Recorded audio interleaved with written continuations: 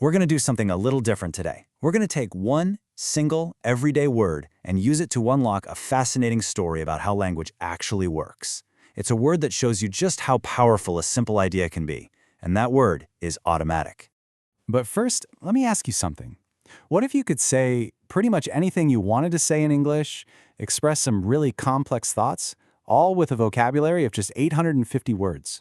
I know, it sounds kind of impossible, right? But that's the whole idea behind a system called Basic English. And that is where our word comes in. Yep, automatic is one of those 850 essential words.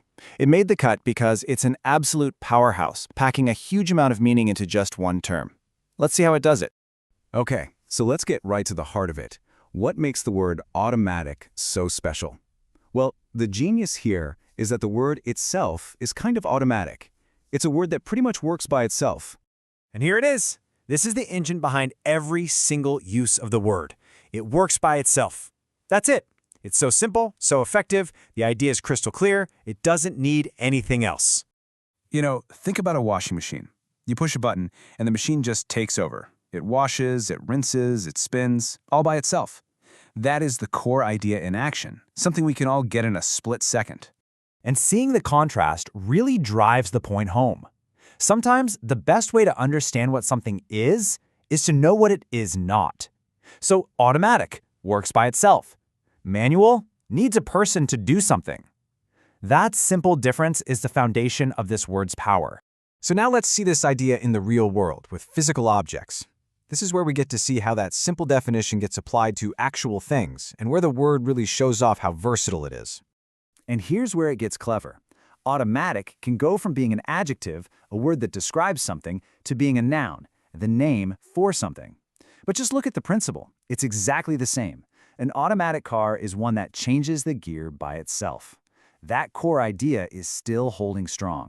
And get this. To talk about the opposite of an automatic car, you've got this whole collection of terms, right? Stick shift, manual, manual shift, a stick, conventional. But for the concept we're talking about, you only need one. Automatic. This is that basic English efficiency in action. One word doing the job of 5 or 6 others. Here's another really powerful example. So, the first action is human. Yeah, you pull the trigger. But after that, the machine continues to fire by itself. It's the exact same principle defining the object. It's consistent, it's logical, and it's incredibly efficient. And this just shows that the core concept isn't just some standalone idea. It's the root of a whole family of words. You start with the prefix auto, which just means self.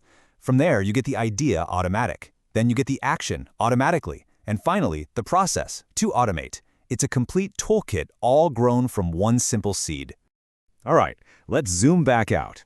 We've seen how this one word can be an adjective, a noun, and how it even sprouts other words. Now let's tie it all together and really get the bigger lesson here. When you boil it all down, it comes back to this number, 1. Just one single, powerful, and really easy to grasp concept is behind everything we've just looked at. And that's the key. The washing machine, the car, the gun, they're all just different flavors of that one elegant idea. Works by itself. And that brings us right back to the main takeaway.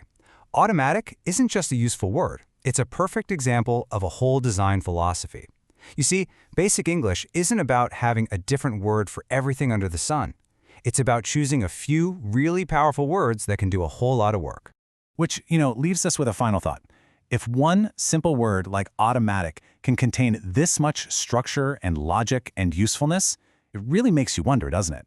How many other simple words in our vocabulary are hiding that same kind of power, just waiting for us to notice?